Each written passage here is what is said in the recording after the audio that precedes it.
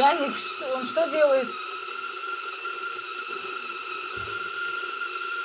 Короче, будет холодно. Если чайник, что он делает? Это свистит? Нет. Он что-то прям похрипывает. То будет холодно. Мы живем в Сочи. Везде 26. А здесь сегодня еле-еле, может быть, 20 было. Или 18. А сегодня у нас какое число? 29? 29 апреля. Я хочу уже мая хотя бы.